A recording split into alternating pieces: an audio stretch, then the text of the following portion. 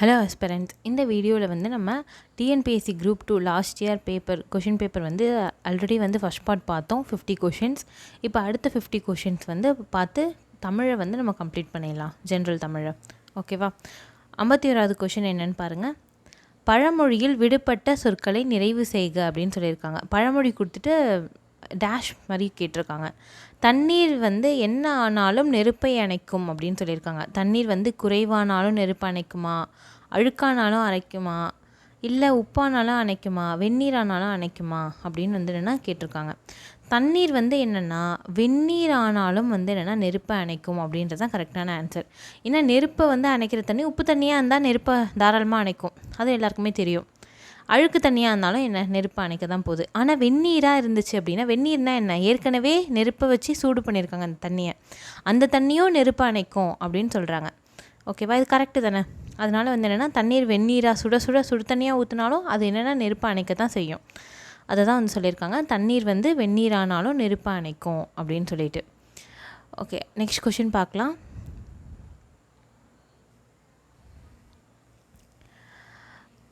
அடுத்த கொஷின் என்ன கேட்டிருக்காங்கன்னு பாருங்கள். கார்த்திகை மாதம் டேஷ் கண்ட மாதிரி. கார்த்திகை மாதம் வந்து எதை கண்ட மாதிரி அப்படின்னா, செடியா, கொடியா, பிறையா, கடலையா. கடல்னால் வந்துன்னா இது பீச், எது வந்து அப்படின்னு சொல்லி கேட்குறாங்க. கார்த்திகை மாதம் பிறை கண்ட மாதிரி அப்படின்றது ஆன்சர். ஏன்னா கார்த்திகை மாதம் எப்படி இருக்கும், எப்போதுமே நிறையா மழை பெய்யும். ஸோ என்னென்னா அதனால் வந்து என்னென்னா செடி கொடியெல்லாம் பார்க்கலாம் முடியும் மழை பெய்யும்போது, கடலையும் பார்க்கலாம். ஆனால் கார்த்திகை மாதம் மழை பெய்யும்போது பிறையை பார்க்குறது தான் கஷ்டம். அதனால் என்னென்னா கார்த்திகை மாதம் பிறை கண்ட மாதிரினா ரொம்ப ரேரா அப்படின்னு அர்த்தம். இப்போ ரொம்ப ரேராக நடக்கிற ஒரு விஷயம் அப்படின்னு அர்த்தம். ஓகேவா? நெக்ஸ்ட் கொஷின் பார்க்கலாம். 53வது கொஷின் என்ன கேட்டிருக்காங்க. கடிந்தோரார் செய்தாருக்கு அவை தாம் முடிந்தாலும் பீழை தரும் அப்படின்னு சொல்லியிருக்காங்க. இதில் இணை மோனையை கண்டுபிடிங்க அப்படின்னு சொல்லி கேட்டிருக்காங்க. இணை மோனை முதல் எழுத்து ஒன்றி வரதை வந்து என்ன சொல்லுவாங்கன்னா மோனை அப்படின்னு சொல்லுவாங்க, மோனை தொடை அப்படின்னு சொல்லுவாங்க. இரண்டாவது எழுத்து ஒன்றி வந்தால் எதுகை அப்படின்னு சொல்லுவாங்க. முதல் எழுத்து ஒன்றி வந்தால் மோனை. ஓகே, இதில் எதுனா முதல் எழுத்து ஒன்றி வருது அப்படின்னு பார்த்தீங்கன்னா, கடிந்தோரார் க ரெண்டுமே முதல் எழுத்து ஒன்றி வந்திருக்கு. ஸோ என்னென்னா இது அப்படின்னு சொல்லி நம்ம சூஸ் பண்ணுவோம். மோனை அப்படின்னா முதல் எழுத்து ஒன்றி வருது. ஓகேவா? இங்கே இணை மோனை அப்படின்னு கேட்டிருக்காங்க. இணை மோனை அப்படின்னா என்னென்னு பார்ப்போம். இணை மோனை அப்படின்னா எப்போதுமே ஒரு அடியில் வந்து என்னென்னா முதல் சீர்லேயும் இரண்டாவது சீர்லேயும் ஒன்றி வந்தால், ஒரு எழுத்து வந்து ஒன்றி வந்தால் அது வந்து இணை மோனை. இங்கே முதல் சீர் ரெண்டாவது சீர்னால் என்னது, வார்த்தை. முதல் சீர்லேயும் ரெண்டாவது சீர்லேயும் மோனை ஒன்றி வந்திருக்கு. ஸோ என்னென்னா இணை மோனை அப்படின்னு வந்து நம்ம சூஸ் பண்ணியிருக்கோம். இதுவே வந்து பொழிப்பு அப்படின்னு பார்த்திங்கன்னா முதல் சீர்லேயும் மூணாவது சீர்லேயும் ஒன்றி வந்திருக்கணும். அதாவது ஒன்றாவது சீர்லேயும் இங்கே மூணாவது சீர்லேயும் ஒன்றி வந்திருந்தால் அதான் பொழிப்பு. அடுத்தது பார்த்திங்கன்னா ஒருவு மோனை அப்படின்னா ஒன்றாவது சீர்லேயும் நாலாவது சீர்லேயும் ஒன்றி வந்திருக்கணும். இதுவே வந்து கூழை அப்படின்னா என்னென்னா 1 2 3 சீரில் ஒன்றி வந்திருக்கணும் கூழை அப்படின்னா. அடுத்தது மேற்கதுவாய்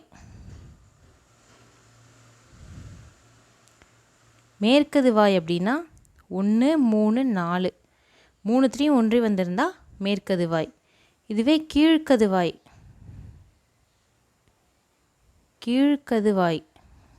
அப்படின்னா 1 2 4 இது 3 ஒன்றி வந்தால் கீழ்கதுவாய்.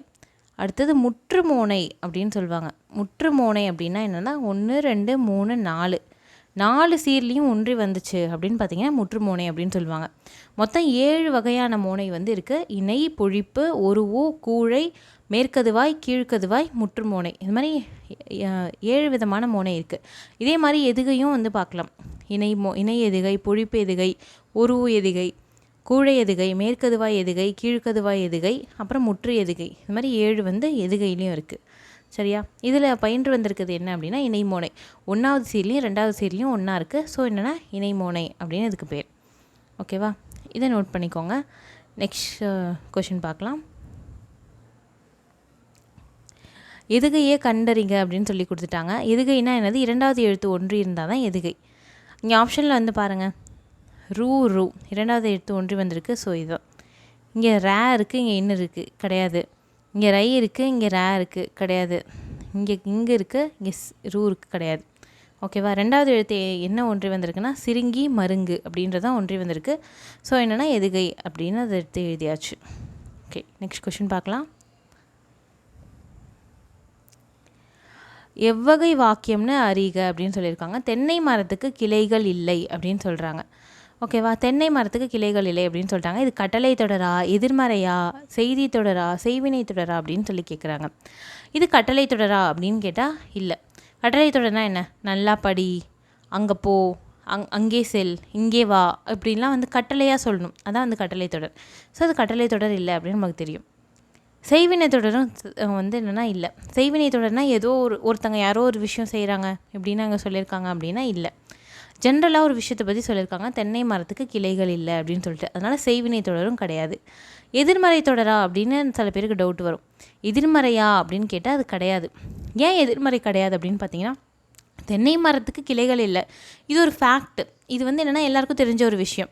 இந்த மாதிரி எல்லாருக்கும் தெரிஞ்ச ஒரு விஷயத்த சொல்லும்போது அது வந்து எதிர்மறை தொடர் அப்படின்னு வராது.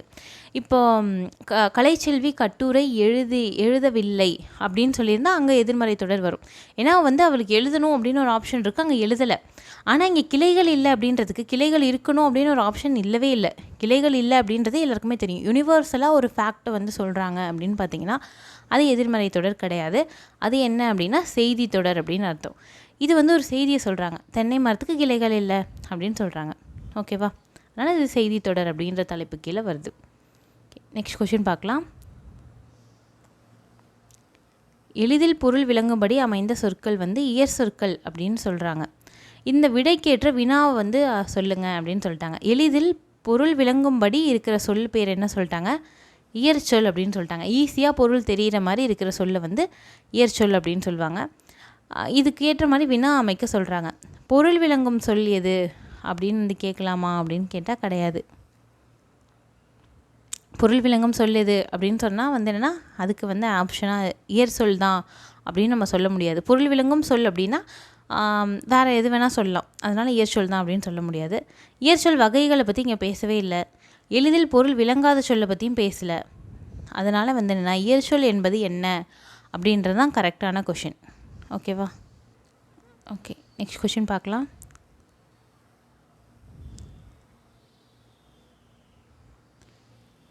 தீயொழுக்கம் என்றும் இடும்பை தரும் அப்படின்னு வந்து சொல்லிட்டாங்க. இதுக்கு வினா அமைக்க சொல்லியிருக்காங்க. நன்றிக்கு வித்தாவது எது, இது வந்து கேட்கவே இல்லை. தீயொழுக்கம் தருவது எது யாது அப்படின்னு வந்து கேட்டிருக்காங்க. அதுவும் வந்து என்னென்னா தேவையில்லை. ஏன்னா இங்கே எதை வந்து ஸ்ட்ரெஸ் பண்ணி சொல்லியிருக்காங்க அப்படின்னா இடும்பை அப்படின்றத ஸ்ட்ரெஸ் பண்ணி தந்திருக்காங்க. அப்படின்னா அந்த இடும்பை எது தரும் அப்படின்றது தான் நம்மளுக்கு கொஷினாக அமையணும். ஓகேவா. ஆனால் என்றும் இடும்பை தருவது எது அப்படின்றதான் நம்மளுக்கு கொஷின் வரணும். ஐ அப்படின்றத இங்கே அழுத்தி சொல்லியிருக்கதால அதை வச்சு கொஷின் வந்து என்னென்னா தீயொழுக்கம் அப்படின்றது ஆன்சராக வர மாதிரி தான் கேட்பாங்க. என்றும் இடும்பை தருவது எது அப்படின்றது தான் கொஷின். இடும்பு அப்படின்னா என்னது, துன்பம். தீயொழுக்கம் என்றைக்குமே என்ன தரும், துன்பம் தான் தரும் அப்படின்ற மீனிங்கில் சொல்லியிருக்காங்க. ஓகே, நெக்ஸ்ட் கொஷின் பார்க்கலாம். அடுத்தது கலங்காது, இதோடைய இலக்கண குறிப்பு வந்து கேட்டிருக்காங்க. கலங்காது அப்படின்னு சொல்லியிருக்காங்க. கலங்காது அப்படின்னா எதிர்மறை பொருளில் இருக்கா. கலங்கிய அப்படின்னா என்னது, நார்மலாக இருக்குது. கலங்காது அப்படின்னா எதிர்மறை பொருளில் இருக்குது. ஸோ எதிர்மறை வினையெச்சம் அப்படின்னு வந்து வரும். வினையெச்சம்னு ஏன் வருது அப்படின்னு பார்த்தீங்கன்னா, நான் போன வீடியோவிலே சொல்லியிருப்பேன். வினையெச்சம் அப்படின்னா எதில் முடியும், ஊல முடியும், இல்லைனா ஈல முடியும். பெயரெச்சம்னா ஆல முடியும். அப்படின்னா பெயரெச்சம் கிடையாது, வினையெச்சம் தான். ஊ ஈல முடிஞ்சால் வினையெச்சம். இங்கே வந்து என்னென்னா எதிர்மறையாக சொல்லியிருக்கு, கலங்காது அப்படின்னு வந்து சொல்லியிருக்கு. அதனால் வந்து என்னென்னா எதிர்மறை வினையெச்சம் அப்படின்ற இது கீழே வருது. குறிப்பு வினையெச்சம் அப்படின்னா ஒன்றும் இல்லை, ஒரு வினையெச்சம் தான். ஏதோ ஒரு ஆக்ஷனை தான் குறிக்குது. ஆனால் என்ன அப்படின்னு பார்த்தீங்கன்னா காலத்தை காட்டாதது. இப்போ எக்ஸாம்பிளுக்கு பார்த்தீங்கன்னா மெல்ல வந்தான் அப்படின்னு வச்சுப்போம். மெல்ல வந்தான் அப்படின்னா என்னது, மெதுவாக வந்தான் அப்படின்னு அர்த்தம். இங்கே வந்தான் அப்படின்றது என்ன அப்படின்னு பார்த்தீங்கன்னா வினைமுற்று. வந்தான் அப்படின்றது ஒரு வினைமுற்று. இந்த வினைமுற்றுக்கு முன்னாடி இருக்கிறது தான் வினையெச்சம். இந்த வினையெச்சம் என்னன்னு பார்த்தீங்கன்னா குறிப்பு வினையெச்சம்னு சொல்லுவாங்க. ஏன்னா இங்கே மெல்ல அப்படின்ற வார்த்தை இருக்குது. மெல்ல அப்படின்ற வார்த்தையை வச்சு இது எந்த காலத்தில் நடந்துச்சுன்னு உங்களுக்கு தெரியுமா? இறந்த காலமா, எதிர்காலமா, நிகழ்காலமானு கண்டுபிடிக்க முடியுமானா முடியாது. அதனால் இது என்ன சொல்லுவாங்கன்னா குறிப்பு வினையெச்சம் அப்படின்னு சொல்லுவாங்க. வினையெச்சத்தில் 2 வெரைட்டிஸ் இருக்குது. ஒன்று தெரிநிலை வினையெச்சம், இன்னொன்று குறிப்பு வினையெச்சம்.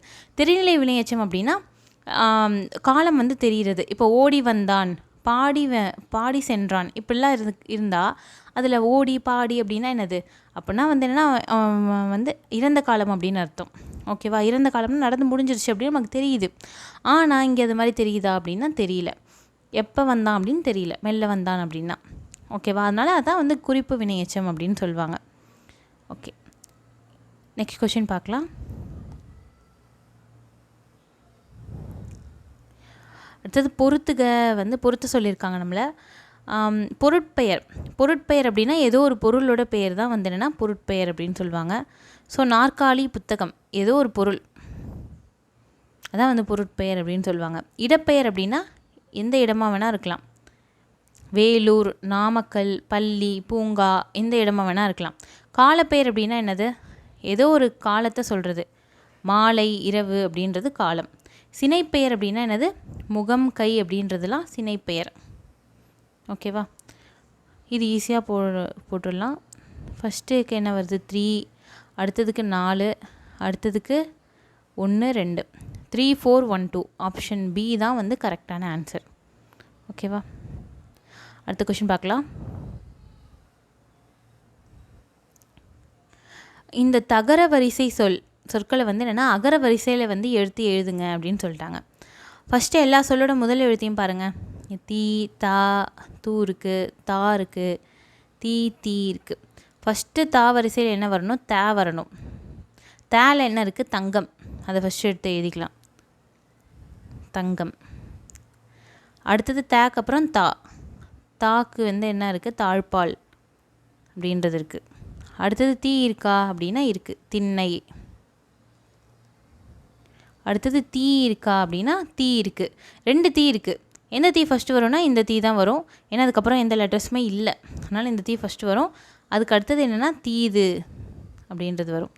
அதுக்கு அடுத்தது என்ன சொல்ல வரும்னு பார்த்தீங்கன்னா துணை அப்படின்றது வரும். தங்கம், தாழ்பால், திண்ணை, தீது, துணை அப்படின்றது தான் கரெக்டான ஆப்ஷன். ஓகேவா? ஓகே, நெக்ஸ்ட் கொஷின் பார்க்கலாம்.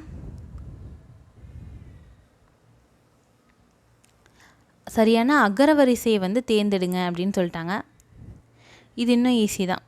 ஃபஸ்ட்டு வரிசை, ஆனாவண்ண வரிசையில் வந்து ஃபஸ்ட்டு என்ன வரும்? ஊ வரும். அதுக்கப்புறமா தான் அது என்ன வரும்? ஏ வரும்.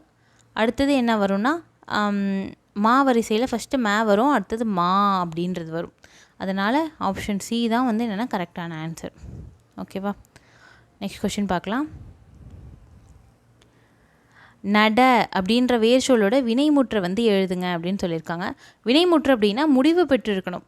ஓகேவா? நடந்தான், நடந்தாள், நடந்தனர், நடந்தன, நடந்தது, இது மாதிரி இருக்கிறது எல்லாமே என்னென்னா வினைமுற்று தான், முடிஞ்சிருக்கணும். சரி, இது என்னது? நடந்து சென்றான், ஊல முடிஞ்சிருக்கா? ஊல முடிஞ்சால் என்ன சொன்னேன்? வினையெச்சம். இது வந்து வினையெச்சம். இதுவே நடந்த அப்படின்னா ஆல முடிஞ்சிருக்கு. இது என்னது? பெயரெச்சம். இது ரெண்டும் எச்சமாக இருக்குது, அதனால் வினைமுற்று இல்லை அப்படின்னு ஈஸியாக கண்டுபிடிச்சிடலாம். ஆனால் நடந்தான், நடத்தல், இது ரெண்டுத்தில் எது வினைமுற்று அப்படின்னு கண்டுபிடிக்கணும். அப்படின்னா வினைமுற்றுனா எப்போதுமே எப்படி இருக்கும் அப்படின்னா காலத்தை காட்டும். ஓகேவா? நடந்தான் அப்படின்னா நடந்து முடிச்சிட்டான் அப்படின்னு அர்த்தம். அதனால் இறந்த காலம் அப்படின்னு தெரியுது. நடத்தல், ஏதாவது காலம் தெரியுதா? எந்த காலத்தில் நடந்துச்சு அப்படின்னு தெரியல. ஸோ என்னென்னா நடத்தல் அப்படின்றது முடிஞ்சிருந்தாலும் இது வந்து வினைமுற்று கிடையாது. இது என்ன அப்படின்னா தொழிற்பெயர். ஓகேவா? இது என்ன அப்படின்னா தொழிற்பெயர், வினைமுற்று கிடையாது. இதுக்கு வந்து என்னென்னா நடத்தல் அப்படின்றது தொழிற்பெயர். ஓகேவா? நெக்ஸ்ட் கொஷின் போகலாம்.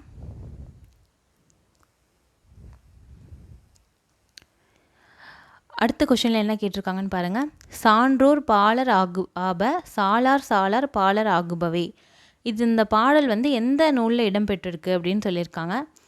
சான்றோர் பாலர் ஆகுப இவங்க என்ன சொல்லியிருக்காங்க அப்படின்னா, இந்த பாட்டு வந்து இப்படி ஆரம்பிக்கும். பொன்னும் துகிரும் முத்தும் இப்படி ஆரம்பிக்கும். அவங்க என்ன சொல்லியிருப்பாங்க அப்படின்னா, பொன்னா என்னது தங்கம், துகிர்னா என்னது பவளம், முத்து, அப்புறம் என்னென்னா மணி வகைகள், ரத்தினம் இதெல்லாம் சொல்லுவாங்கள்ல. இந்த மணி வகைகள்லாம் ஒவ்வொரு இடத்துல வந்து ஒவ்வொன்றும் தோன்றும். ஆனால் என்னென்னா எல்லாமே ஒரு ஆபரணமாக மாறும்போது எல்லாமே ஒன்று சேரும். அதுபோல் என்ன சொல்கிறாங்க அப்படின்னா, சான்றோர்கள்லாம் வேறு வேறு இடத்துல தோன்றிருந்தாலும், அறிவில் சிறந்தவங்களாம் வேறு வேறு இடத்துல தோன்றினாலும் என்ன பண்ணுவாங்களாம், ஒரே இடத்துல வந்து கூடுவாங்க. ஏன்னா அவங்களுடைய அறிவில் இருக்க ஒற்றுமையால். அதுபோல் சான்றாண்மை இல்லாதவங்க, அறிவில்லாதவங்க எல்லாருமே ஒன்றா சேருவாங்க அப்படின்னு வந்து சொல்லியிருப்பாங்க இந்த பாட்டில். இதை எழுதினவர் யார் அப்படின்னா, கண்ணகனார் அப்படின்ற ஒருத்தர் எழுதியிருக்கார். கண்ணகனார் வந்து கோப்பெருஞ்சோழன் ஒரு மன்னர் வந்து என்னென்னா வடக்கிருப்பார். கோப்பெருஞ்சோழன்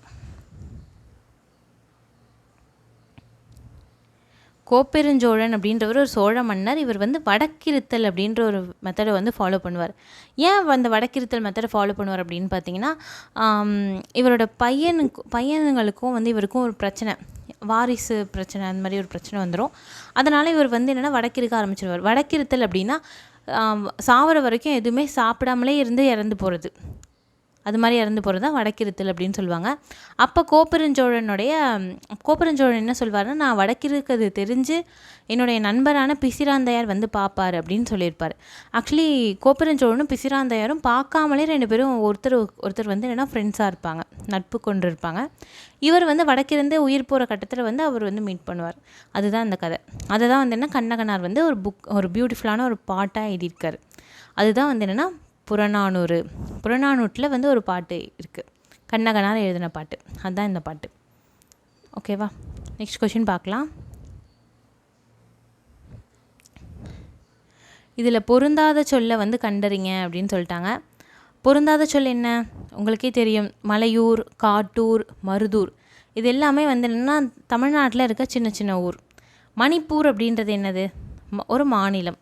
அதனால் வந்து என்னென்னா இதுதான் வந்து என்னென்னா பொருந்தாத சொல். ஓகேவா? அடுத்தது வேர்ல் விண்ட் அப்படின்ற ஆங்கில சொல்லுக்குரிய தமிழ் சொல் என்ன அப்படின்னு கேட்டிருக்காங்க. வேர்ல் விண்ட் அப்படின்னா, வேர்ல்னாலே என்னது,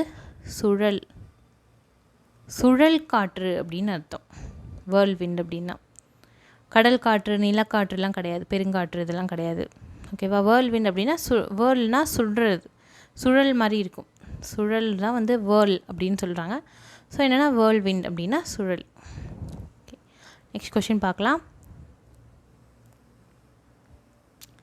பின்வரும் தொடர்களில் உள்ள பிழையை தீர்த்தி எழுதுக அப்படின்னு சொல்லி கேட்டிருக்காங்க.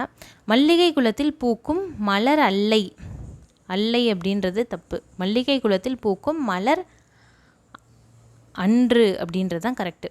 மலர் அல்ல அப்படின்றது கரெக்டுன்னு நம்ம நினைப்போம், ஆனால் கிடையாது. எப்போதுமே அல்ல அப்படின்றது ப்ளூரலுக்கு தான் வரும், பன்மைக்கு தான் வரும். மலர்கள் அப்படின்னா வந்து என்னென்னா அல்ல வந்திருக்கும். மலர் அப்படின்றது சிங்குலர், ஒருமையில் இருக்குது. ஸோ என்னென்னா அன்று அப்படின்றது தான் வரும். எக்ஸாம்பிள் பார்த்திங்கன்னா, இந்த செயலை செய்தது அவன் அன்று அப்படின்னு வந்து சொல்லலாம். இதுவே வந்து ப்ளூரலில் சொல்லணும்னா, இந்த செயலை செய்தவர்கள் அவர்கள் அல்ல அப்படின்னு என்னென்னா ப்ளூரலில் சொல்லுவோம். ஓகேவா? நெக்ஸ்ட் கொஷின் பார்க்கலாம். மரபு பிழையற்ற சொல்ல வந்து கண்டறிங்க அப்படின்னு சொல்லிட்டாங்க. எருது வந்து என்ன பண்ணும் அப்படின்னா எக்காலமிடும் அப்படின்றது தான் கரெக்டான ஆன்சர். எது அலரும் அப்படின்னா ஆந்தை அலரும். எது கத்தும்னா கழுதை கத்தும். எது கர்ஜிக்கும், சிங்கம் கர்ஜிக்கும், இல்லைன்னா என்னென்னா முழங்கும்னு கூட சொல்லுவாங்க.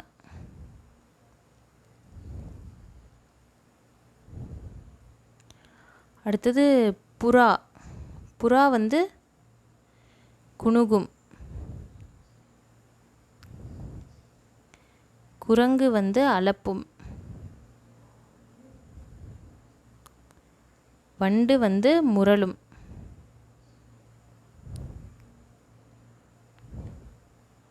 புலி வந்து உருமும்.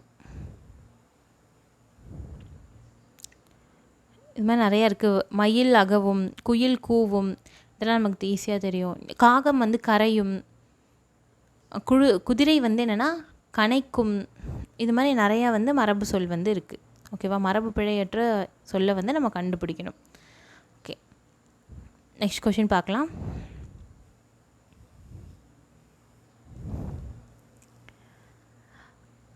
அங்கை இது எப்படி பிரிக்கலாம் அப்படின்னு வந்து சொல்லி கேட்டிருக்காங்க. அங்கை அப்படின்னா அகம் ப்ளஸ் கை அப்படின்றது தான் வந்து என்னென்னா அங்கை அப்படின்னு மாறியிருக்கு. ஆக்சுவலி இந்த க இம் வந்து சேரும்போது போயிடும். இந்த கையோட இணை எழுத்தான இங்கு வந்து அங்கை அப்படின்னு வந்து சேரும். அங்கை அப்படின்றதுக்கு பொருள் என்ன அப்படின்னா உள்ளங்கைன்னு அர்த்தம். அங்கைனா உள்ளங்கை அப்படின்னு பொருள் வரும். ஓகேவா? நெக்ஸ்ட் கொஷின் பார்க்கலாம். வழுவு சொல்லில்லாத தொடரை வந்து எழுதுங்க அப்படின்னு சொல்லிட்டாங்க. வலப்பக்கம் வலது பக்கமாக வலப்பக்கமானு கேட்டிங்கன்னா வலப்பக்கம் அப்படின்றது தான் கரெக்டான ஆன்சர். வலப்பக்கம் அப்படின்னு எழுதுறது தான் கரெக்டு. வலது பக்கம் நம்ம பேச்சுவாக்கில் சொல்லுவோம், ஆனால் வலப்பக்கம் அப்படின்றது தான் கரெக்டு. சுவற்றில் அப்படின்னு நம்ம பேச்சுவார்த்தையில் சொல்லுவோம், ஆனால் சுவற்றில்லாம் எழுதக்கூடாது, சுவரில் இந்த ரா தான் வரும். ஓகேவா? அதனால் வலப்பக்கம் சுவர் ரெண்டுமே எது கரெக்டாக எழுதியிருக்காங்கன்னா ஆப்ஷன் பியில் தான். ஸோ நம்ம ஆப்ஷன் பியை வந்து சூஸ் பண்ணியிருக்கோம். ஓகே, நெக்ஸ்ட் கொஷின் பார்க்கலாம். பக்தி சுவைநனி சொட்ட சொட்ட பாடிய கவிவளவ என சேக்கிழார் பெருமானை புகழ்ந்துரைத்தவர் வந்து யார் அப்படின்னு சொல்லி கேட்டிருக்காங்க. சேக்கிழார் பெருமானை வந்து என்னென்னா எதுக்காக இது மாதிரி அவர் புகழ்ந்துரைத்தார் அப்படின்னு பார்த்தீங்கன்னா, சேக்கிழார் வந்து ஒரு புக்கு எழுதியிருக்காரு.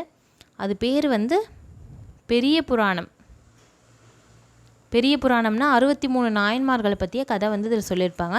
பெரிய புராணத்துக்கு இன்னொரு பேர் என்னென்னா திருத்தொண்டர் புராணம்.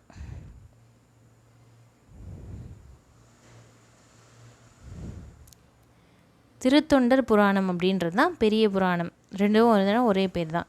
63 நாயன்மார்களுக்கும் இல்லைன்னா அந்த கதையை வந்து சொல்லியிருப்பாங்க. ஓகேவா? சேக்கிழார் பெருமான் வந்து சொல்லியிருப்பார். இதுக்கு மூல நூல் இது வந்து எதை வச்சு எழுதினார், எந்த கதையை வச்சு இவர் எழுதினார் அப்படின்னு பார்த்தீங்கன்னா, இதுக்கு 2 புக்கு வந்து என்னென்னா முதல் புக்காக இருந்திருக்கு. ஃபஸ்ட்டு புக்கு என்னென்னா திருத்தொண்ட தொகை அப்படின்னு ஒரு புக்கு இருக்குது. திருத்தொண்ட தொகை. திருத்தொண்ட தொகையை எழுதினவர் யாருன்னா சுந்தரர். அடுத்தது இன்னொரு புக் இருக்குது. அது என்னன்னு பார்த்தீங்கன்னா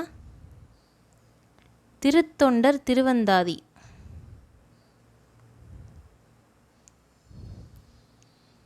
திருத்தொண்டர் திருவந்தாதி அப்படின்ற புக்கு. இது எழுதினவர் யாருன்னா நம்பியாண்டார் நம்பி.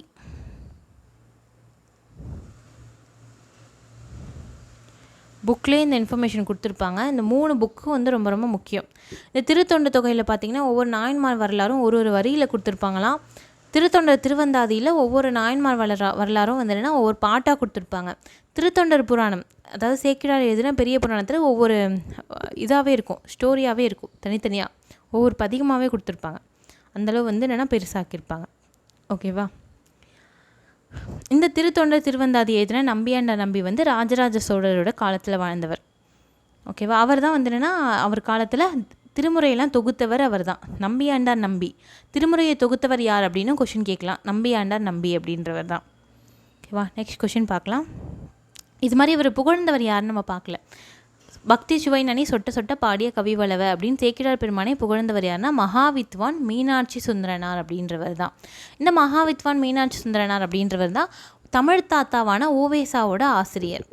ஓகேவா? ஊவே சாமிநாதையர் இருக்கார்ல, அவரோட ஆசிரியர் யாருன்னா இந்த மகாவித்வான் மீனாட்சி சுந்தரனார் அப்படின்றவர் தான். இவர் தான் சேக்கிழாரை பாராட்டியிருக்கார். ஓகே, நெக்ஸ்ட் கொஷின் பார்க்கலாம்.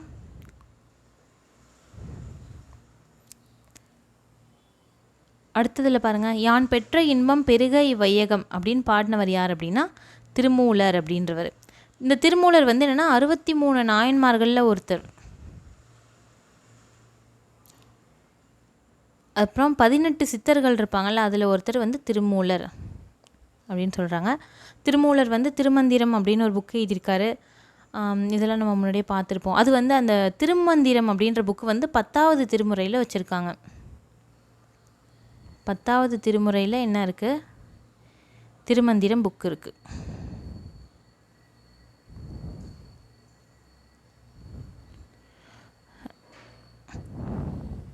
ஓகேவா? நெக்ஸ்ட் கொஷின் பார்க்கலாம். நந்தவனத்தில் ஓர் ஆண்டி அவன் 4 மாதமாய் குயவனை வேண்டி அப்படின்னு ஒரு பாட்டு இருந்திருக்கு. இதை பாடினவர் யார் அப்படின்னு பார்த்தீங்கன்னா கடுவெளி சித்தர் அப்படின்றவர் பாடியிருக்காரு. நந்தவனத்தில் ஒரு ஆண்டி அவன் 4 மாதமாய் குயவனை வேண்டி அப்படின்னு ஒரு பாட்டு பாடியிருக்காரு கடுவெளி சித்தர். இவரை பற்றி இன்னொரு முக்கியமான கொஷின் என்ன பார்த்தீங்கன்னா, இவர் வந்து வெட்ட வெளியே கடவுளாக வழிபட்டவர்.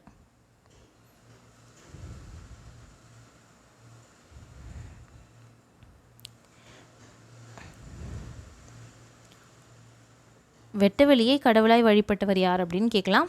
கடுவெளி சித்தர் அப்படின்றவர். ஓகேவா, நெக்ஸ்ட் கொஷின் பார்க்கலாம். சித்தர்களில் ஆதி சித்தர் யார் அப்படின்னு கேட்டிங்கன்னா திருமூலர். அவர் தான் வந்து சித்தர்களில் ஆதி சித்தர். ஏற்கனவே நம்ம பார்த்தோம் 18 சித்தரில் ஒருத்தவர் தான் இந்த திருமூலர் அப்படின்னு சொல்லிட்டு. அதிலே அந்த சித்தர்கள்லே ஆதி சித்தராக யார் வந்து கருதப்படுறார் அப்படின்னு பார்த்தீங்கன்னா திருமூலரை தான் வந்து சொல்கிறாங்க. ஓகேவா, நெக்ஸ்ட் கொஷின் பார்க்கலாம். எழுதப்படாத பாடலை வந்து என்னென்னா என்ன பாடல் அப்படின்னு சொல்லுவாங்க அப்படின்னு கேட்குறாங்க. நாட்டுப்புற பாடலை தான் வந்து என்னென்னா எழுதப்படாத பாடல். அப்படியே வாய்மொழியாகவே வந்து என்னென்னா வழி வழியாக வர்றது தான் வந்து நாட்டுப்புற பாடல். அது வந்து எழுதப்படாத ஒரு பாடல் அப்படின்றது தான் கரெக்டு.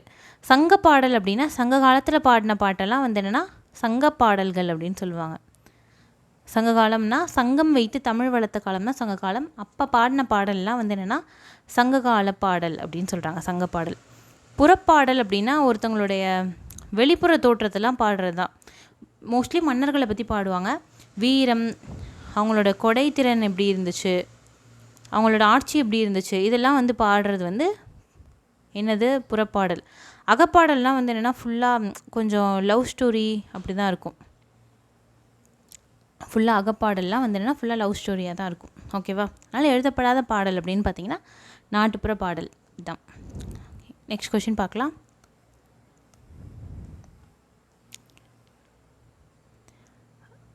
குறவஞ்சி அப்படின்றது என்னென்னா சிற்றிலக்கியம்.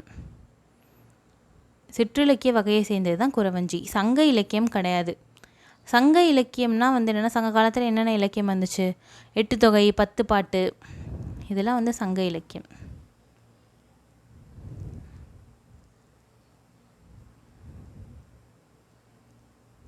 அதனால் இது வந்து சங்க இலக்கியம் கிடையாது. காப்பிய இலக்கியம்னா 50 காப்பியம், 5 காப்பியம், அதுலேயும் குறவஞ்சி கிடையாது. ஸோ இதுவும் இல்லை. உரைநடை கிடையாது. குறவஞ்சின்றது பாட்டு, நம்மளே பார்த்துருப்போம், அதனால் தெரிஞ்சிருக்கோம். இந்த குறவஞ்சிலே ஃபேமஸான ஒரு குறவஞ்சி என்ன அப்படின்னு பார்த்தீங்கன்னா குற்றால குறவஞ்சி நம்ம படிச்சிருப்போம். குற்றால குறவஞ்சி எழுதினவர் யாருன்னு பார்த்தீங்கன்னா திரிகூட ராசப்ப கவிராயர். திரிகூட ராசப்ப கவிராயர் அப்படின்றவர் எழுதியிருப்பார். அப்படின்றவர் குற்றால குறவஞ்சி எழுதியிருக்கார். ஓகேவா, அடுத்து வந்து சிற்றிலக்கியத்திலே முக்கியமானது வேறு என்னென்ன இலக்கியம் இருக்குது, சிற்றிலக்கியம் இருக்குது அப்படின்னு பார்த்தோன்னா தூது இருக்குது. தூது அப்படின்னா யார்கிட்டையாவது காதல் சொல்ல வேண்டி என்னென்னா ஒருத்தங்களை அமுச்சு விடுவாங்க, அதுதான் வந்து தூது அப்படின்னு சொல்லுவாங்க. அடுத்தது வேறு களம்பகம் இருக்குது. களம்பகம்னா மொத்தம் களம்னா 12, பகம்னா அதில் பாதி 6 அப்படின்னு சொல்லுவாங்க. ஸோ 18 விஷயத்தை பற்றி பாடுறது தான் அந்த களம்பகம் அப்படின்னு சொல்லுவாங்க. அது இருக்குது. அப்புறமா பிள்ளை தமிழ் இருக்குது. பிள்ளை தமிழ்னால் வந்து பாட்டுடை தலைவர்களை வந்து என்னென்னா குழந்தையாக உருவகிச்சுட்டு பாடுவாங்க. இப்போ ஒருத்தவங்களை பாட போகிறோம், மீனாட்சி அம்மை பிள்ளை தமிழில் பார்த்திங்கன்னா மீனாட்சி அம்மையை குழந்தையாக நினச்சிக்கிட்டு பாடுவாங்க, அதான் வந்து பிள்ளை தமிழ் அப்படின்ருக்கு. அது பரணி இருக்குது. பரணினா வந்து என்னென்னா 1000 யானைகளை வென்ற ஒரு வீரன், அவனை பற்றி பாடுறதான் வந்து என்னென்னா பரணி அப்படின்னு சொல்லுவாங்க. கலிங்கத்து பரணியை வந்து சொல்லலாம். கலிங்கத்து பரணி வந்து 1ஆம் குலோத்துங்க சோழன் காலத்தில் நடந்துச்சு. கருணாகர தொண்டைமான் அப்படின்ற படைத்தளபதி வந்து என்னென்னா என்ன பண்ணுறாரு அப்படின்னா கலிங்கத்து மேலே போர் செஞ்சு கலிங்கத்து படையை வந்து என்னென்னா நிர்மூலமாக்கி கலிங்கத்தை வெற்றி கொள்கிறாங்க. அதான் வந்து கலிங்கத்து பரணி அப்படின்னு பேர் வச்சுருக்காங்க. ஓகேவா, அது மாதிரி நிறைய சிற்றிலக்கியம் வந்து இருக்குது. ஓகே, நெக்ஸ்ட் கொஷின் பார்க்கலாம். தமிழ் விடு தூது இதோட பாட்டுடை தலைவன் யார் அப்படின்னு சொல்லி கேட்குறாங்க. தமிழ் விடு தூதில் யாருக்கு வந்து தூது அனுப்புகிறாங்க அப்படின்னு பார்த்தீங்கன்னா மதுரையில் இருக்க சொக்கநாதர். மதுரையில் கோவில் கொண்டு இருக்கிற சொக்கநாதருக்கு தான் தூது அனுப்புகிறாங்க. யாரை தூதாக அனுப்புகிறாங்க அப்படின்னா தமிழையே தூதாக அனுப்புகிறான் அந்த பொண்ணு. ஓகேவா, இந்த தூதில் என்ன பார்த்தீங்கன்னா தூது அனுப்புறது அப்படின்றது கொஞ்சம் தான் இருக்கும். தமிழை தானே தூதாக அனுப்புகிறா, ஆனால் தமிழை பற்றியே நிறைய வர்ணனைகள் தான் இருக்கும். ஓகேவா, இதோட ஆசிரியர் பேர் யார் அப்படின்னு தெரியல.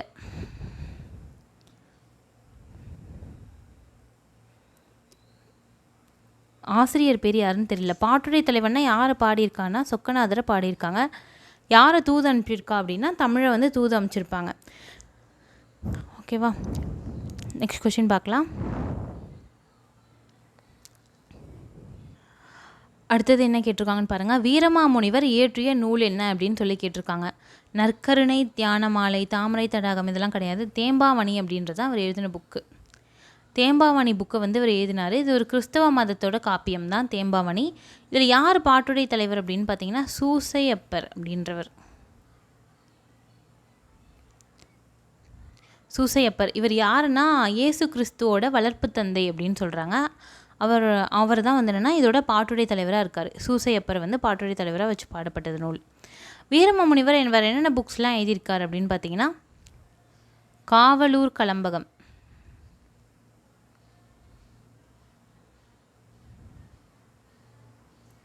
அப்புறம் செந்தமிழ் இலக்கணம்,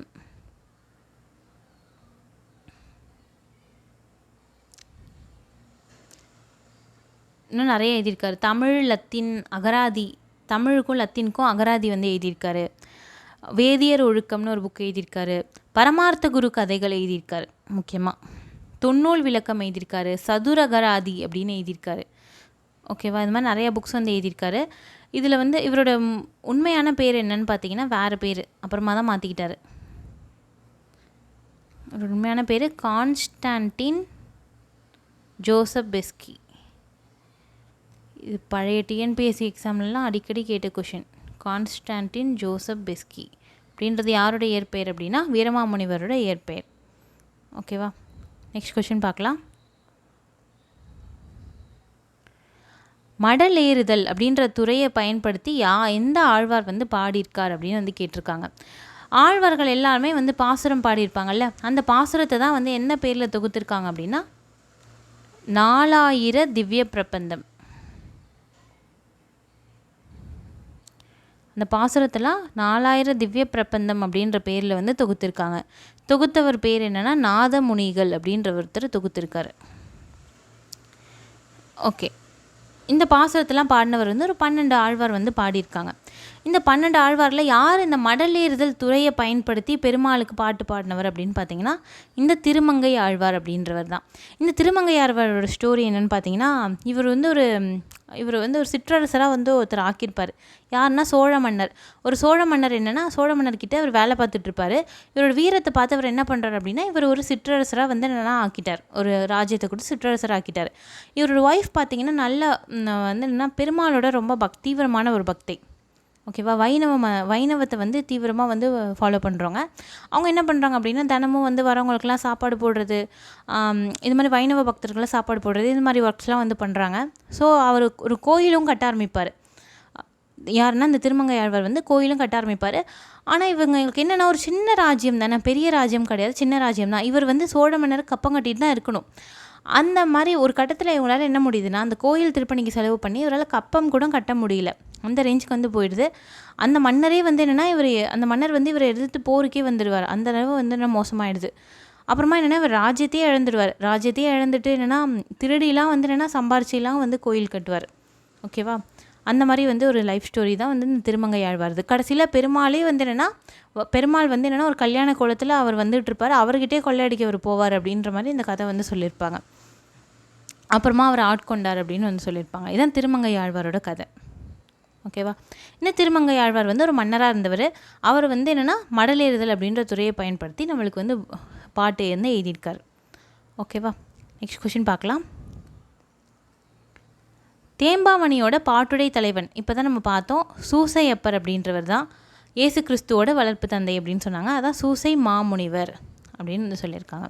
ஓகேவா, இயேசு பெருமான் அப்படின்னு போட்டக்கூடாது. அவருடைய வளர்ப்பு தந்தையான சூசை மாமுனிவர் தான் தேம்பாவணியோட பாட்டுடை தலைவர். ஓகேவா, நெக்ஸ்ட் கொஷின் பார்க்கலாம்.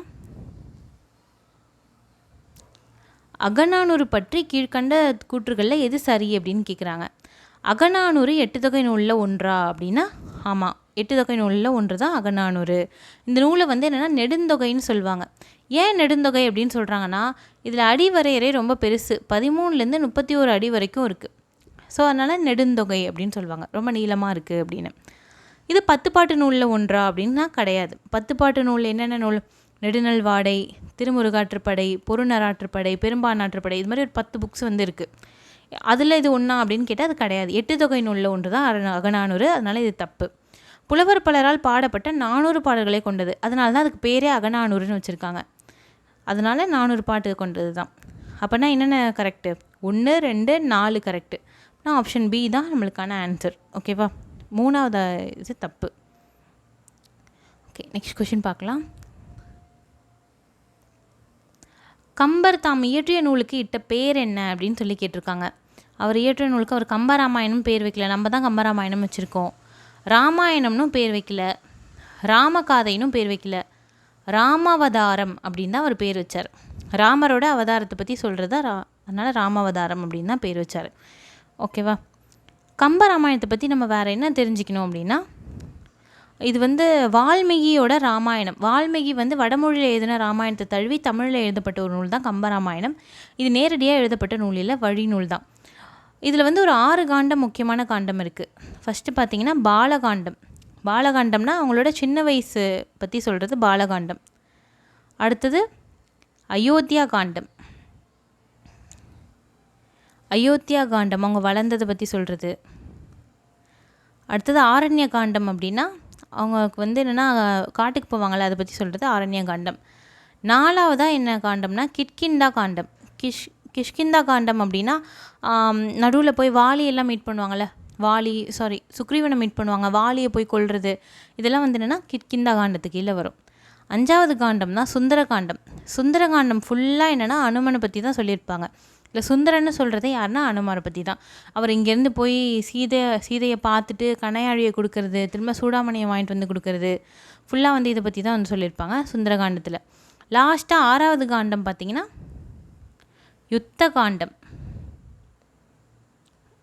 லாஸ்ட்டாக 6வதாக யுத்த காண்டம் வந்து ஃபுல்லாக யுத்தத்தை பற்றி தான்.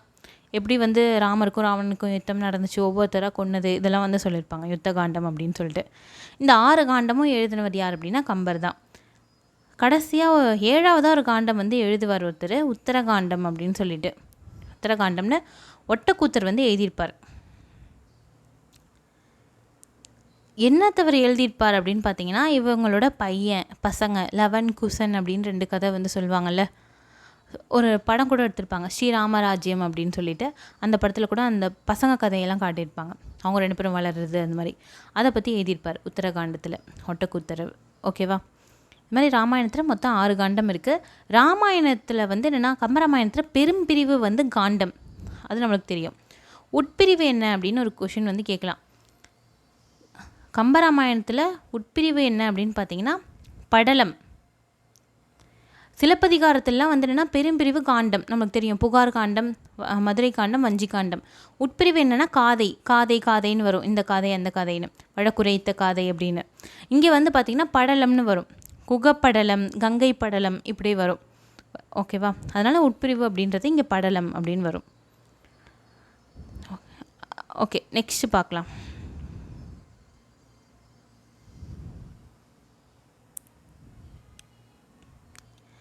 கம்பராமாயணத்தில் வந்து 1000 அம்பிக்கு நாயகன் அப்படின்னு யாரை வந்து சொல்கிறாங்க அப்படின்னு சொல்கிறாங்க. அம்பி அப்படின்னா படகு, 1000 படகுகளுக்கு நாயகன். 1000 படகுகளை வச்சுருந்தவன் யார் அப்படின்னு பார்த்தீங்கன்னா குகனை பற்றி தான் சொல்லியிருப்பாங்க. குகன் வந்து என்னென்னா கங்கை கரையை தாண்டும் போது குகனை மீட் பண்ணுவாங்க. அங்கே அவர் பார்த்துட்டு வந்து தேனும் மீனும் எடுத்துகிட்டு போய் கொடுப்பாரு. இதெல்லாம் பழைய 10th புக்கில் வந்து இந்த கதைலாம் இருக்கும். தேனும் மீனும் எடுத்துகிட்டு போய் கொடுப்பாரு, நான் வந்து உங்களோட இருக்கிறேன் அப்படிலாம் வந்து சொல்வார். இதை கூட ராமர் கூட உடனே என்ன சொல்வார் அப்படின்னா, இல்லை இனிமேல் வந்து நீ கவலைப்படாத, நீ இங்கே இரு, நாங்கள் இதுக்கு முன்னாடி வரைக்கும் 4 பேர் தான் சகோதரர்களாக இருந்தோம், ஆனால் இனிமேல் வந்து சகோதரர் வந்து ஐவரானோ அப்படின்னு சொல்வார். ஐவரானோன்னு யாரை பார்த்து சொல்வார்னா குகனை பார்த்து சொல்வார். அடுத்தது அறுவரானோம்னு சொல்வார், 6 பேர் ஆனோம் அப்படின்னு சொல்லிட்டு யாரை பார்த்து சொல்வார்னா சுக்ரீவனை பார்த்து சொல்வார். அடுத்தது எழுவரானோம் அப்படின்னு சொல்லிட்டு யாரை பார்த்து சொல்வார்னா வீடனன்னு சொல்லுவாங்க தமிழில், இல்லைனா விபீஷ்ணன் அப்படின்னு சொல்லுவாங்க. இந்த விபீஷ்ணன் யார் அப்படின்னு பார்த்தீங்கன்னா ராவணனுடைய சகோதரர் விபீஷ்ணன். அவர் வந்து என்னென்னா அவரை பார்த்துட்டு எழுவராணம் அப்படின்னு சொல்லுவாங்க. ஏன்னா விபீஷ்ணர் என்னென்னா ராவணன் பக்கம் இல்லாமல் ராமர் பக்கம் வந்து சேர்ந்துருவார், நியாயம் பக்கம் தான் இருக்கணும் அப்படின்னு சொல்லிட்டு இங்கே வந்து சேர்ந்துருவார். இது மாதிரி என்னென்னா முதல்ல 4 பேர் தானே சகோதரர்கள் இருப்பாங்க, ராமர், லக்ஷ்மணர், பரதன், சத்ருகனன் அப்படின்னு சொல்லிட்டு. ஐவராணம் அப்படின்னு குகனை பார்த்து சொல்வார், அறுவராணம் அப்படின்னு சொல்லிட்டு சுக்ரீவனை பார்த்து சொல்வார், எழுவராணம் அப்படின்னு சொல்லிட்டு விபீஷ்ணரை பார்த்து சொல்வார். ஓகேவா. இதில் அம்பி அப்படின்னா படகு, இதையும் தெரிஞ்சு வச்சுக்கோங்க. நெக்ஸ்ட் கொஷின் பார்க்கலாம். மையோ மரகதமோ மறிக்கடலோ மழை முகிலோ. மையோ அப்படின்னா மை வண்ணமோ, இல்லை மரகதம்னா மரகதம் அந்த இதுவா நவரத்தினங்களில் ஒன்றான மரகதமா, இல்லை கடலா, இல்லை முகில் அப்படின்னா மேகமா அப்படின்னு வந்து வியக்கிறார். ஐயோ இவன் வடிவென்பதோர் அழியா அழகுடையான் அப்படின்னு வர்ணிக்கிறார். யார் வர்ணிக்கிறார் அப்படின்னா கம்பர் வந்து வர்ணிக்கிறார். யாரை வர்ணிக்கிறார்னா ராமரை வர்ணிப்பார். ராமரோட கலர் வந்து கருநீலம் அந்த கலர் தானே இருக்கும். ஸோ அவரை வந்து வர்ணிச்சிருப்பார் கம்பர். அதை தான் வந்து சொல்லியிருக்காங்க. ஓகேவா. நெக்ஸ்ட் கொஷின் பார்க்கலாம்.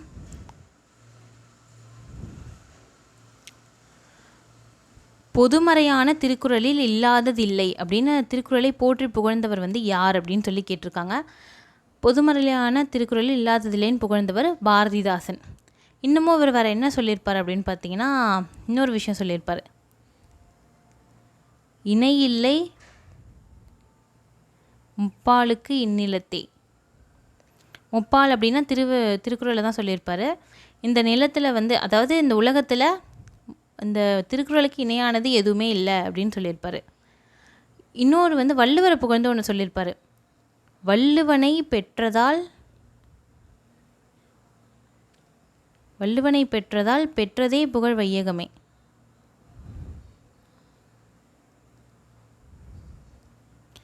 வள்ளுவன் வந்து இந்த உலகத்தில் பிறந்ததால் என்ன ஆகுச்சான், இந்த உலகத்துக்கே புகழ் பெற்றுச்சு. வள்ளுவர் வந்து பிறந்ததால் இந்த உலகமே புகழ் பெற்றுச்சு அப்படின்னு வந்து சொல்லியிருக்காரு. ஓகேவா. இதெல்லாம் வந்து திருக்குறளை பற்றி அவர் சொன்ன லைன்ஸ். பாரதியார் என்ன சொல்லியிருப்பார் அப்படின்னா வள்ளுவன் தன்னை உலகினுக்கே தந்து வான் புகழ் கொண்ட தமிழ்நாடு அப்படின்னு சொல்லியிருப்பார். செந்தமிழ் நாடினும் போதினிலே அந்த பாட்டில் வந்து பாடியிருப்பார். அடுத்தது பாரதியார் இன்னொன்று சொல்லியிருப்பார். யாம் அறிந்த மொழிகளிலே வந்து தமிழ்மொழி போல் இணைந்தாவது எங்கும் காணும் சொல்லியிருப்பார். யாம் அறிந்த புலவர்களே வந்து என்னென்னா கம்பனை போல், வள்ளுவரை போல், இளங்கோவை போல் 3 பேரையும் சொல்லியிருப்பார். கம்பர், வள்ளுவர், இளங்கோவை போல் பூமி இதனில் வந்து யாங்கும் வந்து கண்டதே இல்லை அப்படின்னு சொல்லியிருப்பார். ஏன்னா பாரதியாரோட கோட்ஸ்.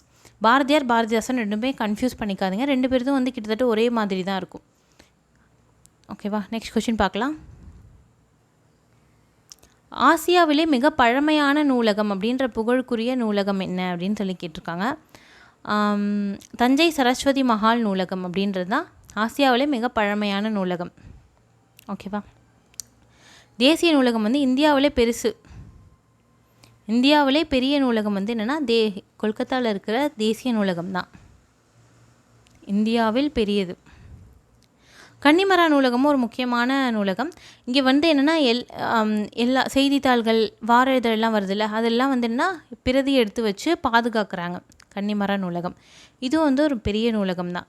ஆனால் எது இருக்கிறதுலே பழசு அப்படின்னு பார்த்தீங்கன்னா தஞ்சாவூர் சரஸ்வதி மஹால் நூலகம் தான்.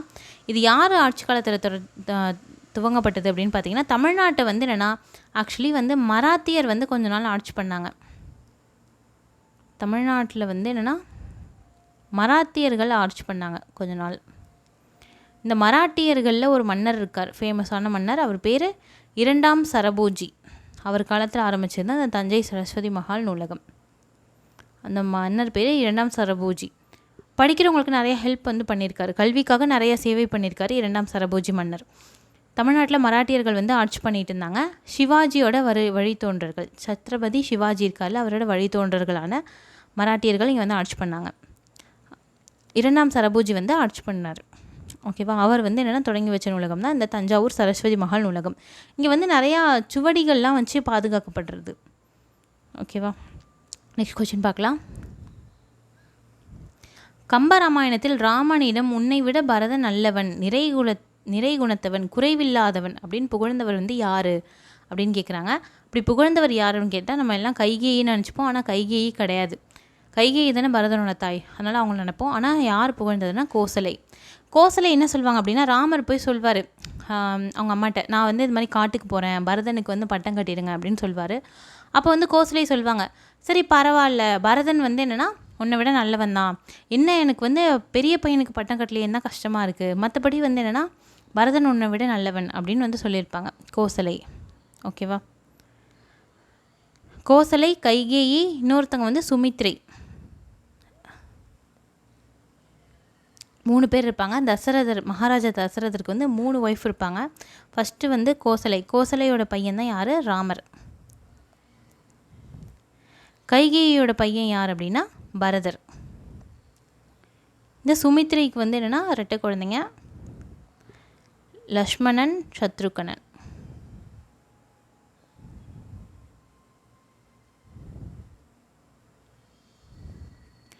வசிஷ்டர் கிடையாது, வசிஷ்டர் வந்து இவங்களோட குரு, வசிஷ்டர் ஒரு முனிவர். அவர் வந்து என்னென்னா இவங்க 4 பேருக்கான குரு வந்து அவர் தான். மந்தரை அப்படின்றது தான் அந்த கூனி கைகேயி கூட ஒருத்தி இருப்பாள், அதான் மந்தரை. இவர் தான் வந்து கைகேயை மனசை மாற்றி பரதனுக்கு பட்டம் கட்டணும், ராமர் வந்து காட்டுக்கு போகணும் அப்படின்னு வந்து சொல்லிடுவாள். ஓகேவா. நெக்ஸ்ட் கொஷின் பார்க்கலாம். ராமலிங்க அடிகளாரது வந்து சிந்தனைகளோட ஊற்றுக்களமாக இருந்த இடம் வந்து எது அப்படின்னு சொல்லி கேட்குறாங்க. ராமலிங்க அடிகளார் வந்து கந்தக்கோட்டத்தில் போய் தங்கியிருந்தார். எங்கே அப்படின்னா அது சென்னைக்கிட்ட இருக்குது, சென்னைக்கிட்ட இருக்கிற ஊர், அங்கே வந்து தங்கியிருந்தார் கந்தக்கோட்டத்தில். அதனால் வந்து அவர் சிந்தனைகளை ஊற்றுக்களமாக இருந்த இடம் என்ன அப்படின்னா கந்தக்கோட்டம் தான். ஓகேவா. வடலூரில் அவர் நிறைய ஆரம்பித்து வச்சுருக்காரு. மருதூர் வந்து அவர் பிறந்த ஊர். வடலூரில் வந்து சத்திய ஞான சபை அதெல்லாம் வந்து ஸ்டார்ட் பண்ணி வச்சுருக்காரு. பட் அவர் சிந்தனைக்கு ஊற்றுக்களமாக இருந்த இடம் என்னன்னு பார்த்தீங்கன்னா இந்த கந்தக்கோட்டம் தான். அங்கேயும் அவர் வாழ்ந்திருக்கார். ஓகேவா. நெக்ஸ்ட் கொஷின் பார்க்கலாம். சட்ட மேலவைக்கு தேர்ந்தெடுக்கப்பட்ட முதல் பெண்மணி யார் அப்படின்னு சொல்லி கேட்குறாங்க. சட்ட மேலவை அப்படின்னா 2 இருக்குது. சட்டமன்றம் அப்படின்னா சட்ட மேலவை, சட்டப்பேரவை அப்படின்னு 2 இருக்குது. சட்டப்பேரவையில் பார்த்திங்கன்னா எல்லாருமே எலெக்ஷன் மூலயமா தேர்ந்தெடுக்கப்படுவாங்க. டைரக்ட் எலெக்ஷன், மக்கள் நம்ம போடுறோம்ல அந்த ஓட்டு மூலயமா தேர்ந்தெடுக்கிற எம்எல்ஏலாம் இந்த சட்டப்பேரவையில் இருப்பாங்க. சட்ட மேலவையில் இருக்கவங்கலாம் எம்எல்ஏன்னு சொல்ல மாட்டாங்க, எம்எல்சின்னு சொல்லுவாங்க, மெம்பர் ஆஃப் லெஜிஸ்லேட்டிவ் கவுன்சில், அதனால் எம்எல்சி அப்படின்னு சொல்லுவாங்க. இதில் என்னென்னா தேர்ந்தெடுக்குவாங்க, என்ன பண்ணுவாங்க, தேர்ந்தெடுப்பாங்க அப்படின்னா இந்த எம்எல்ஏலாம் சேர்ந்து என்ன பண்ணுவாங்க, இவங்களுக்கு ஓட்டு போட்டு தேர்ந்தெடுப்பாங்க. எம்எல்சி இந்த அவையில் இருக்கவங்க, சட்ட மேலவையில் இருக்கவங்களாம் தேர்ந்தெடுப்பாங்க. அப்படி தேர்ந்தெடுக்கப்பட்ட முதல் பெண்மணி தமிழ்நாட்டில் யார் அப்படின்னா டாக்டர் முத்துலக்ஷ்மி ரெட்டி அப்படின்றவங்க தான். ஓகேவா. டாக்டர் முத்துலக்ஷ்மி ரெட்டியை தான் ஃபஸ்ட்டு தேர்ந்தெடுத்தாங்க. இதுவே சட்டப்பேரவையில் ஒரு பெண் வந்து எலெக்ஷனில் நின்று ஜெயிச்சு ஒருத்தவங்க வந்தாங்க அப்படின்னு பார்த்தீங்கன்னா அவங்க பேர் ருக்மணி லக்ஷ்மிபதி அப்படின்றவங்க. முதல்ல எலெக்ஷனில் நின்று ஜெயித்த பெண், ஓட்டு வாங்கி மக்கள்கிட்ட ஜெயித்த பெண் அப்படின்னு பார்த்தீங்கன்னா ருக்மணி லக்ஷ்மிபதி அப்படின்றவங்க தான். ஓகேவா. தேர்ந்தெடுக்கப்பட்டவங்க முத்துலக்ஷ்மி ரெட்டி. அடுத்த கொஷினில் பாருங்கள். சென்னை மாநகராட்சியின் முதல் துணை மேயர் யார் அப்படின்னு கேட்டிருக்காங்க. சென்னை மாநகராட்சியோட முதல் துணை மேயர் யாருன்னா முத்துலக்ஷ்மி ரெட்டி தான்.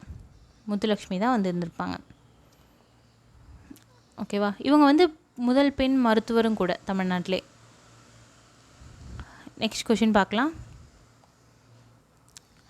திணையளவு போதா சிறுபுல் நீர் என்னும் அறிவியல் அணுகுமுறை பாட்டை வந்து இயற்றினவங்க யார் அப்படின்னு சொல்லி கேட்குறாங்க. திணையளவு போதா சிறுபுல் நீர், ஒரு புல் இருக்குதுன்னு வச்சுக்கோங்களேன்.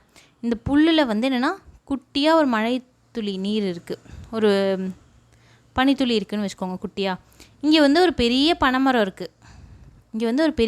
இருக்குது, இந்த பனைமரம் இங்கே எப்படி தெரியுது அப்படின்னா இந்த தூரமாக இருக்குல்ல, தூரமாக பனைமரத்துக்கும் இதுக்கும் ரொம்ப தொலைவு இருக்குதுன்னு வச்சுக்கோங்களேன். இந்த குட்டி பனித்துளியில் வந்து என்னென்னா இந்த பெரிய மரமே தெரியும், ரொம்ப தூரமாக இருக்கிறதால. ஓகேவா. இதுலேருந்து இவர் என்ன சொல்கிறார் அப்படின்னா அந்த ஆசிரியர் வந்து திருக்குறளும் அப்படி தான், ரொம்ப குட்டி ஆனால் பெரிய பெரிய கருத்துக்களை வந்து அதுக்குள்ளே வச்சுருக்கு அப்படின்னு வந்து சொல்லியிருப்பார்.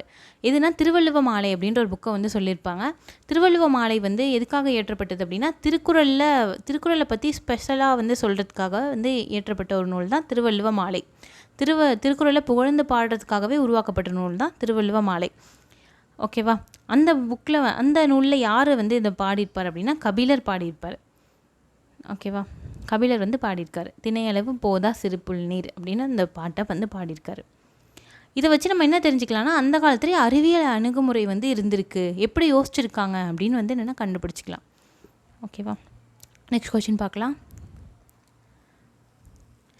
கல் தோன்றி மண் தோன்றா காலத்தை வாளோடு முன் தோன்றிய மூத்த குடி அப்படின்னு சொல்லியிருக்காங்க. இது புக்கில் வந்து இருக்கும்.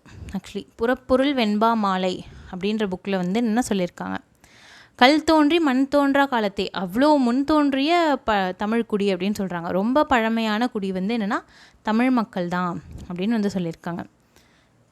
ஓகேவா. நெக்ஸ்ட் கொஷின் பார்க்கலாம். தற்போது மதுரை என்று அழைக்கப்படும் ஊர் வந்து கல்வெட்டுகளில் என்ன சொல்லியிருக்காங்க அப்படின்னா மதிரை அப்படின்னு வந்து குறிப்பிட்டிருக்காங்க. கல்வெட்டுலலாம் மதிரை அப்படின்னு சொல்லிட்டு சொல்லியிருக்காங்க. கூடல் அப்படின்றதும் மதுரையோட பேர் தான். மருதைன்னு சொல்லுவாங்க மதுரையை. ஆனால் மதிரை அப்படின்னு தான் கல்வெட்டில் சொல்லியிருக்காங்க. அதனால் அதாங்க வந்து கரெக்டான ஆன்சர். மதுரைக்கு இன்னொரு வேறு பேர் என்ன இருக்குன்னா நான்மாடக்கூடல். நான்மாடக்கூடல் அப்படின்னு வந்து வேறு பேர் இருக்குது. அப்புறம் இன்னொரு முக்கியமான பேர் என்ன, தூங்கா நகரம். தூங்கா நகரம் அப்படின்னு ஏன் பேர் வந்துச்சு அப்படின்னா பகல்லையும் வந்து செயல்படுற அங்காடி இருக்கும், நைட்டும் செயல்படுற அங்காடி அந்த காலத்துலேருந்தே இருக்குது. நாலங்காடி அல்லங்காடின்னு. நாலங்காடினா பகலில் திறந்துருக்க கடை, அல்லங்காடினா அல்னா இரவு. அதனால் அல்லங்காடினா இரவில் ராத்திரியில் திறந்துருக்கிற கடை. அந்த காலத்துலேயே வந்து நாலங்காடி அல்லங்காடி ரெண்டுமே இருந்த ஊராம் மதுரை. தூங்கா நகரம் அப்படின்னு அதை சொல்கிறாங்க. அதனால் ஓகேவா. ஓகே, நெக்ஸ்ட் கொஷின் பார்க்கலாம். உலக தமிழரிடையே தமிழுணர்வை உருவாக்கிய பெருஞ்சித்திரனாருடைய இதழ்கள் வந்து கேட்டிருக்காங்க. பாவிய குத்து இதெல்லாம் வந்து இதழ்கள் கிடையாது, இது அவர் எழுதின புக்ஸு. தென்மொழி, தமிழ்ச்சிட்டு, தமிழ் நிலம் இதெல்லாம் வந்து பெருஞ்சித்திரனாரோட அவருடைய இதழ்கள். அவர் நடத்தின வந்து நியூஸ் பேப்பர்ஸ். ஓகேவா. தென்மொழி, தமிழ்ச்சிட்டு, தமிழ் நிலம் மூணும். இது மாதிரி நிறைய பேர் இதழ்கள் நடத்தியிருக்காங்க. பாரதியார்லாம் பார்த்திங்கன்னா இந்தியா, விஜயா, சக்கரவர்த்தினி நிறைய இதழ்கள் வந்து நடத்தியிருக்காரு. அப்புறம் திருவிக்காவோட முக்கியமான பத்திரிகை வந்து நவசக்தி.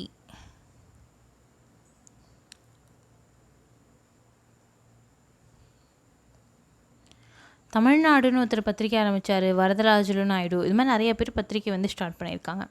அதில் வந்து இவர் தென்மொழி, தமிழ்ச்சிட்டு, தமிழ் நிலம் அப்படின்றது பெருஞ்சித்திரனோட பத்திரிகைகள். ஓகேவா. நெக்ஸ்ட் கொஸ்டின் பார்க்கலாம். சரியான விடையை தேர்ந்தெடுக்க சொல்லியிருக்காங்க. கீழ்கண்டவற்றுள் ஊவேசா பற்றிய சரியான தொடரை வந்து தேர்ந்தெடுக்கணும். ஊவேசாவோட இயற்பெயர் வந்து வேங்கடரத்தினம். அவருடைய ஆசிரியர் பேர் என்னென்னா மீனாட்சி சுந்தரனார் அப்படின்னு சொல்லியிருக்காங்க. அவரோட ஆசிரியர் மீனாட்சி சுந்தரனார் கரெக்டு. அவரோட இயற்பெயர் வேங்கடரத்தினம், இதுவும் கரெக்டு தான். அவர் பிறந்த ஊர் உத்தமதானபுரம். அவரோட அப்பா பேர் வேங்கட சுப்பு. இதெல்லாம் வந்து பழைய தமிழ் புக்கில் வந்து கொடுத்துருப்பாங்க நம்மளுக்கு. குறிஞ்சிப்பாட்டு என்னும் மூளைச்சுவடியை வந்து அச்சில் பதிப்பித்தார் அப்படின்னு சொல்லியிருக்காங்க. ஆமாம், நிறைய நூல் வந்து அச்சில் பதிப்பிச்சிருக்காரு. அதில் குறிஞ்சிப்பாட்டு அப்படின்ற புக்கும் பதிப்பிச்சிருக்காரு. குறிஞ்சிப்பாட்டு அப்படின்றது வந்து என்னென்னா 10 பாட்டில் இருக்க ஒரு புக்கு தான். குறிஞ்சிப்பாட்டை பதிப்பிச்சிருக்காரு. ஊவேசா தான் 3ஆம் தமிழ்ச்சங்கத்தோட தலைவர் அப்படின்னு சொல்லியிருக்காங்க. இது தப்பு. 3ஆம் தமிழ்ச்சங்கம் அப்படின்றது கிட்டத்தட்ட ஒரு 1000-2000 வருஷத்துக்கு முன்னாடி தொடங்கினது 3ஆம் தமிழ்ச்சங்கம். ஊவேசா இப்போ ரீசெண்டாக வாழ்ந்தவர். அவரை போய் இந்த 3ஆம் தமிழ்ச்சங்கம் தலைவர் அப்படின்னா அது தப்பு. ஓகேவா. இது வந்து என்னென்னா 1 and 2 ரெண்டும் தான் வந்து சரி.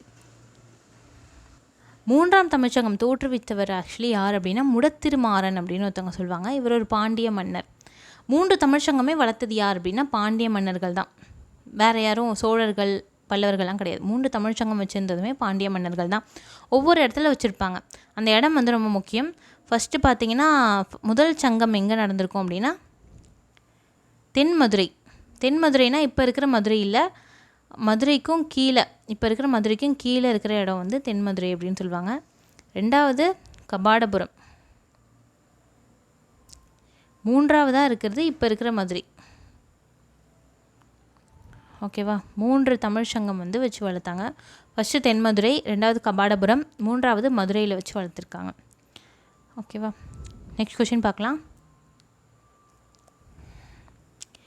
சி.வை. தாமோதரனால் திராவிட சாஸ்திரி என்று அழைக்கப்பட்டவர் யார் அப்படின்னு கேட்டிருக்காங்க. சி.வை. தாமோதரனார் அப்படின்றவர் ஒரு பதிப்பக ஆசிரியர். நிறையா நூலை வந்து பதிப்பிச்சிருக்காரு. அவர் வந்து திராவிட சாஸ்திரி அப்படின்னு யாரை சொல்கிறார் அப்படின்னு பார்த்தீங்கன்னா பரிதிமாற் கலைஞரை சொல்லியிருப்பார். பரிதிமாற் கலைஞர் அப்படின்றவருடைய இயற்பெயர் பார்த்தீங்கன்னா சூரியநாராயண சாஸ்திரி. சூரியநாராயண சாஸ்திரி. அப்புறமா அவர் பேரை சுத்த தமிழில் மாற்றணும் அப்படின்னு சொல்கிறதுக்காக அவர் என்னென்னா பரிதி மார்க்கலைஞர் அப்படின்னு மாற்றிக்கிட்டார். சூரியன்னா என்னது? பரிதி, பரிதினா சூரியன். ஓகேவா? நாராயணன் அப்படின்னா மால், திருமால் மால். சாஸ்திரி அப்படின்னா கலைஞர் அப்படின்னு வந்து மாற்றிக்கிட்டார். பரிதி மார்க்கலைஞர் அப்படின்னு சொல்லிட்டு மாற்றிக்கிட்டார். இவர் வந்து மதுரையில் 4வது தமிழ்ச்சங்கம் நிறுவனத்துக்கு முக்கியமான காரணம். இவரும் வந்து ஒருத்தர். மதுரையில் 4வது தமிழ்ச்சங்கம் கொண்டு வராங்க. யார் தலைமையில்னா பாஸ்கர சேதுபதியோட தலைமையில். பாஸ்கர சேதுபதி தலைமையில் 4வது தமிழ்ச்சங்கம் அமைக்கிறாங்க. அதுக்கு வந்து இவரும் வந்து ஒரு முக்கியமான காரணமாக இருந்திருக்கார். ஓகேவா? பரிதிமார் கலைஞர் அப்படின்றவர். இவர் எழுதின முக்கியமான நாடகங்கள் பார்த்திங்கன்னா ரூபாவதி, கலாவதி, இதெல்லாம் அவர் எழுதின முக்கியமான நாடகங்கள். நாடக உலகத்தில் இவர் நிறையா வந்து பண்ணியிருக்காரு. ஓகேவா? நிறைய கான்ட்ரிபியூஷன் வந்து பண்ணியிருக்கார். ஓகேவா? நெக்ஸ்ட் கொஷின் பார்க்கலாம். நாடகம், அதன் விளக்கம், வகைகள், எழுதப்பட வேண்டிய முறைகள். ஒரு நாடகம் வந்து எப்படி இருக்கணும், அது விளக்கம் பற்றி சொல்லியிருக்காங்க. எப்படிப்பட்ட வகை நாடகம்லாம் இருக்குது, எழுதப்பட வேண்டிய அந்த ப்ரொசீஜர்ஸ்லாம் என்ன, நடிப்பிற்குரிய இலக்கணம் என்ன, நடிப்பவர்களுக்குரிய இலக்கணம், இது எல்லாத்தையும் சொல்கிற புக்கு என்னென்னா நாடகவியல் அப்படின்னு ஒரு புக்கு வந்து எழுதியிருக்காரு. யாருன்னா இவர் தான், பரிதிமார் கலைஞர் தான் எழுதியிருக்காரு. நாடகவியல்னு ஒரு புக்கு எழுதியிருக்காரு. அதில் ஃபுல்லாக என்ன ப்ரொசீஜர் படி நாடகம்லாம் வந்து என்னென்னா எழுதணும், செய்யணும் அப்படின்னு வந்து சொல்லியிருக்காரு ஃபுல்லாக. யார் எழுதியிருக்கா அப்படின்னா பரிதிமார் கலைஞர் எழுதியிருக்காரு. ஓகேவா? இவங்களும் 2 பேரும் முக்கியம். சங்கரதாச சுவாமிகளை வந்து என்னென்னா தமிழ்நாடக தலைமை ஆசிரியர்னு சொல்லுவாங்க. தமிழ்நாடக தலைமை ஆசிரியர், தமிழ்நாடக தலைமை ஆசிரியர். அப்புறம் நாடக உலகின் இமயமலை, இது மாதிரி நிறைய பேர் சொல்லுவாங்க அவருக்கு. பம்மல் சம்பந்தனார், இவர் என்னென்னா தமிழ்நாடக தந்தைன்னு சொல்கிறாங்க. இந்த 3 பேருமே நாடகத்துக்கு ரொம்ப நிறைய கான்ட்ரிபியூஷன் பண்ணியிருக்காங்க. 3 பேருமே ரொம்ப ரொம்ப முக்கியம். தமிழ்நாடக தந்தைன்னு சொல்லுவாங்க பம்மல் சம்பந்தனாரை. அப்புறம் சங்கரதாஸ் சுவாமிகள் வந்து என்னென்னா தமிழ்நாடக தலைமை ஆசிரியர், நாடக உலகின் இமயமலை, இப்படிலாம் வந்து சொல்கிறாங்க. ஓகேவா? நெக்ஸ்ட் கொஷின் பார்க்கலாம். பொறுத்துக, இது வந்து புது புக்ஸில் கேட்ட சிறுகதை. விரிவானம் கொடுத்துருக்காங்கல்ல, அது பின்னாடி வந்து கொடுத்துருப்பாங்க பாக்ஸில். யார் அந்த ஆத்தர் பேர் கொடுத்துருப்பாங்கல்ல, யார் எழுதினவர்னு. அவர் கூட வந்து என்னென்ன புக்ஸ்லாம் அவர் எழுதியிருக்காரு அப்படின்னு சொல்லி கொடுத்துருப்பாங்க. அந்த மாதிரி கொடுத்துருக்காங்க.